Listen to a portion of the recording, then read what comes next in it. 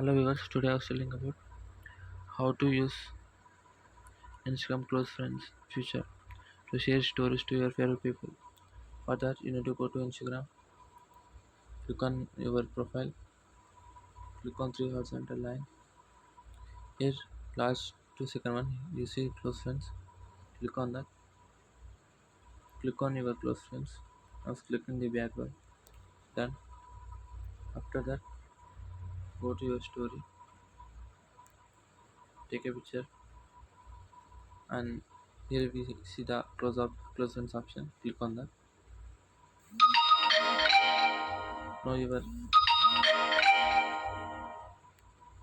status will story will see your close friends. Thank you.